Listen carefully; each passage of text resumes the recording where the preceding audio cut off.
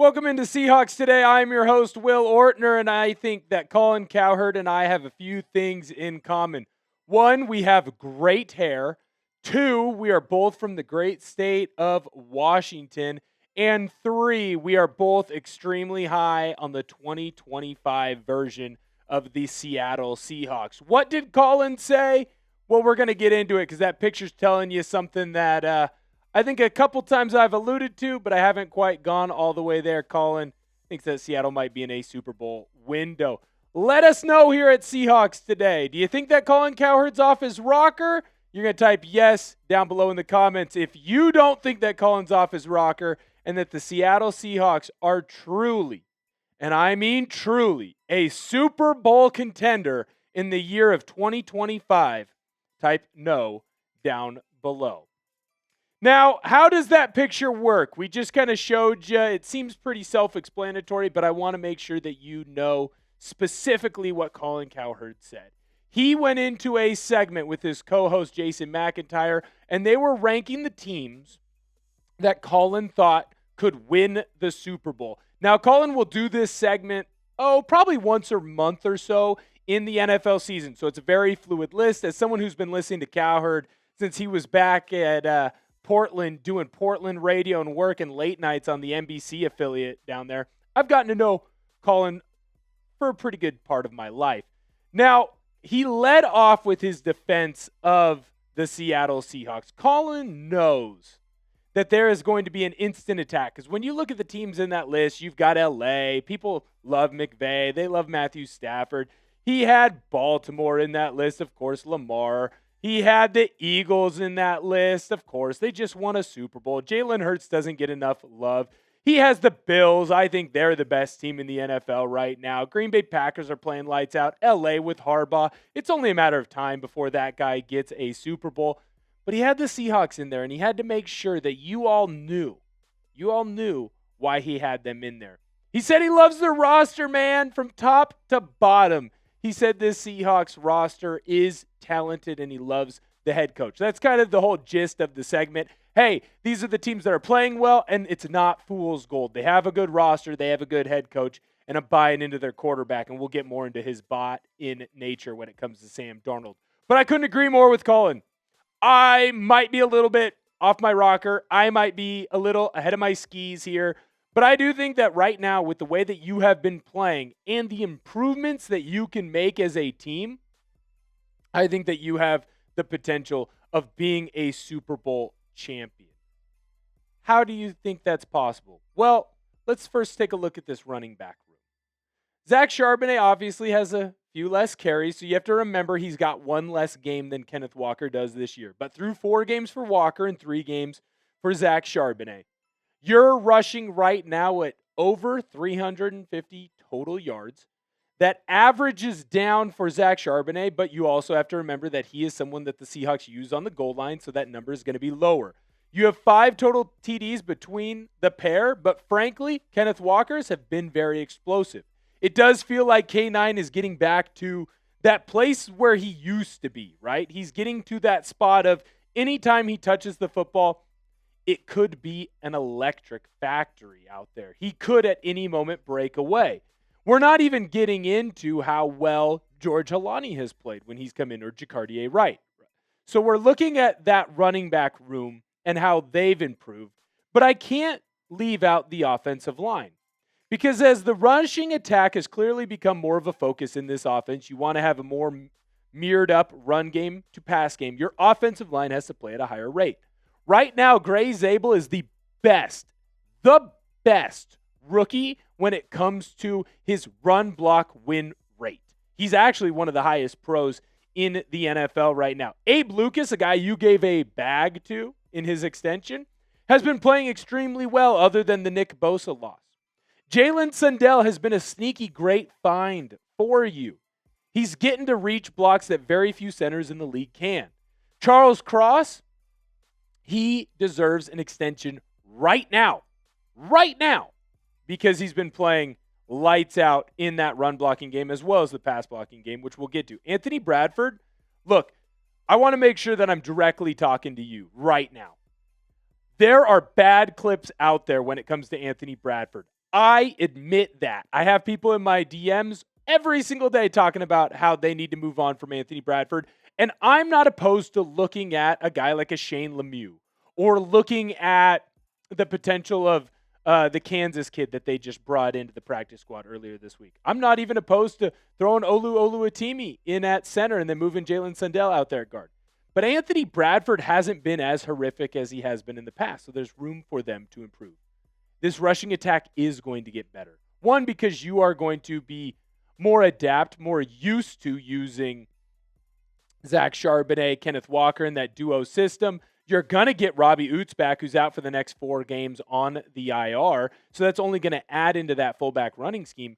But also, the longer that an offensive line plays together, there's just a chemistry that gets built. This offense, especially this rushing attack, is only going to improve. So I see where Colin's head at is there. When you look at the passing attack, I want to make sure that I focus on the wide receivers and tight ends here. We've already dove into the running backs. Sam Darnold is going to come. I promise. We're not there yet. Jaxon Smith-Njigba is the second best wide receiver in the NFL this year. In my eyes, he's the most important because I think that Matt Stafford has a little bit more to say about Puka Nakua's numbers than necessarily Puka Nakua does if he was on another team. That's not to attack Puka Nakua. That's just to make sure that I'm hyping up my boy in Seattle. Jaxon Smith-Njigba has been elite. The question was, when you get rid of DK, do you have a true one wide receiver in Seattle? Yes. Yes, you freaking do. It's time to show him some love right now. Go into the comment section and type 11. That's 1-1 down below to let Jaxon Smith-Njigba, because I do believe he tunes into these shows, know that you love him in Seattle and that you're hyped that he's your wide receiver 1. I'm going to dive into more of the passing attack, but first I want to tell you about today's sponsor, and that, of course, is our good friends over at PrizePicks. You and I make decisions every day, but on PrizePicks, being right can get you paid. Don't miss any of the excitement this season on PrizePicks, where it's good to be right. PrizePicks is simple to play. Just pick more or less on any 2 to 6 player stat projections, and if your picks are right, you can cash in. PrizePicks invented the flex play, which means you can still cash out if your lineup isn't perfect. You can double your money even if one of your picks doesn't hit. PrizePicks is the best way to win cash this football season. Which players are going off? Which ones are overhyped? Make your picks in less than 60 seconds and turn your takes into cash all season long on PrizePicks. Got a 3-pick power play for this Sunday. Jordan Mason less than 73.5 rushing yards against Cleveland. Daniel Jones more than 224.5 passing yards against Las Vegas. Jackson Dart buying into the hype, more than 183.5 passing yards against New Orleans. Download the app today and use code CLNS to get $50 in lineups after you play your first $5 lineup. That's code CLNS to get $50 in lineups after you play your first $5 lineup. PrizePicks. It's good to be right. Now, I mentioned that I was going to talk about the tight ends, and I think that Elijah Arroyo and A.J. Barner need more love. They need more attention. My reasoning for that is you have 2 tight ends, Elijah Arroyo and A.J. Barner, that once they get the ball in their hand, they are freaking special. You've seen A.J. Barner, when he gets the football anywhere near the end zone, he finds a way to get into that end zone. Right now, I believe he's tied with Brock Bowers. In fact, he might be ahead of Brock Bowers when it comes to total touchdowns. I haven't mentioned Eric Saubert yet, and that's unfair of me because he's a great blocker and adds into that run game as well. Elijah Arroyo, you're seeing him each week. It feels like he's getting one more catch. He's getting one more target. Everything is getting one more. And that's the consistent growth that we were looking for out of that rookie. I love where this tight end room is at, especially with their performance in the red zone, and it's only going to step up. I see why Colin loves what's going on offensively. Looking at the defense, man, you'd have to be pretty negligible. I was going to say blind, and you know what? I am going to say it. You'd have to be blind to not see how well this defense is playing. Sorry to those that I offend. This defense is the best in the NFL right now, and frankly, it's not close. When you look at the advanced metrics, when you look at what the expectation for this team is, they're performing better than everyone else in the league. When I talk about defensive DVOA, that's a stat that not everybody understands. Basically, the gist of DVOA is, what did all the other teams do in these types of situations? Does the defense get the stop? Does the offense get the win? So when it says your defense is ranked number 1 in DVOA, that means on average, your defense is getting the stops that none of the other teams in the league are getting. None of them.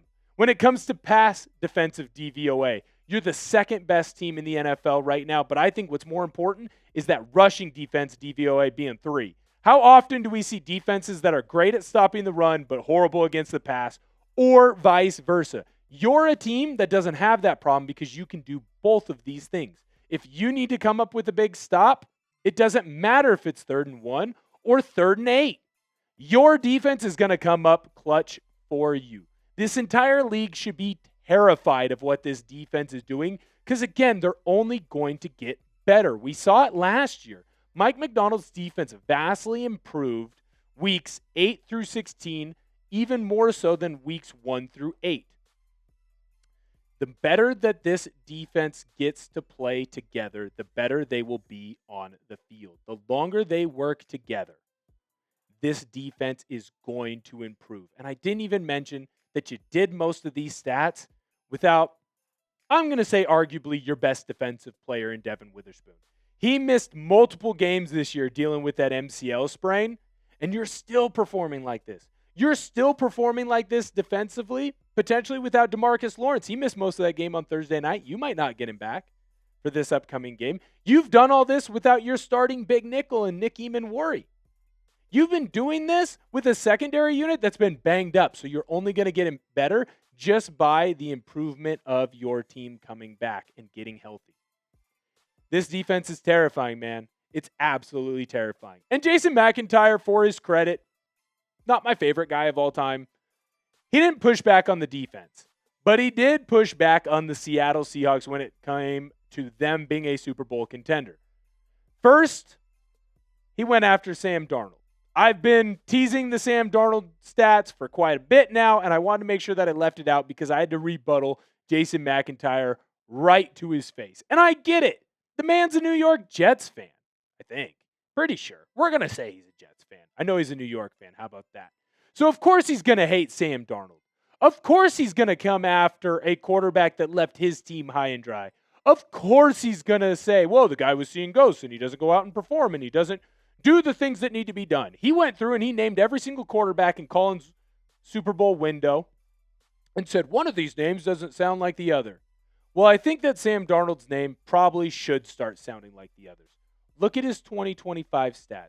He's through 4 games. Hey, does he have the most passing yards in the NFL? No, of course he doesn't. But he has the right passing yards. When it comes to the completion percentage, it's one of the highest in the league. 7 out of 10 passes that Sam Darnold throws, they get completed. Yeah, he's got 2 interceptions. I'd say one of those was a great play by the defense. One was a bad play by him. So through 4 games, he's made one big mistake. I wouldn't even put the fumble on him necessarily. I'd put that more on Abraham Lucas. You got 5 touchdowns from Darnold. That's not eye-popping numbers, but you don't need them to be eye-popping numbers. You need him to be a game manager, and that is what he is excelling at. Seems pretty good to me, Jason. You're just being lazy. You don't want to go in and look at the numbers. You don't want to watch the film. You're doing a quick peruse of the box score. Oh, well, he's not top 10 in the NFL in passing yards. Sam Darnold must still suck. No. Jason, you're just being lazy, and you're using old narratives. Then McIntyre goes in and says, well, what about Vegas? Vegas has them as longer odds to win the Super Bowl than the Minnesota Vikings. You're right, man. Vegas has never been wrong when it comes to odds. Whoever the number 1 team when it comes to Vegas odds always wins. Everybody knows that. That's why the Kansas City Chiefs are going for their 8th Super Bowl in a row. That's why Tom Brady won 10. I get it, man. Vegas has Seattle at longer odds than I would love to. They had them as the longest odds to win the division. I think Seattle has clearly proven them wrong. Who cares about the odds, Jason? You should talk about the growth that this team has had, and those odds are going to change because of how well this team is playing. You're 9 yards away from being 4-0, and you played the best version of the 49ers so far in the year of 2025. You played a Hall of Famer in Pittsburgh and a team that you won on the road. They're 3-1 right now. Look, New Orleans isn't that great. You whooped up on them. It is what it is. And against the Cardinals, you went on the road, short week, and you won. Right now, the Seattle Seahawks are playing great football. And I don't care what Vegas says, Jason, and I really don't care what Jason McIntyre says. Obviously, I'm clearly biased. I'm from the great state of Washington. I've been a Seahawks fan since birth. Cowherd's got a little bit of bias. He went to Eastern Washington University. Shout out the Eagles. He's a guy who grew up in the state of Washington. He worked in the state of Washington, or at least as close as you can get without being in the state in Portland, right? So there is some bias from us, and we might be a little bit over our skis. But I don't think this is his craziest take that he's had in his career. I do think that your Seahawks are going to make a run, not just into the playoffs, but they're going to win a game or two. I wouldn't be so shocked if we're talking about them in the NFC Championship game, or maybe even beyond. Subscribe to Seahawks Today for all your Seattle Seahawks propaganda, because I'm going to make sure that we're pushing our team forward in the eyes of the national media. See you next time.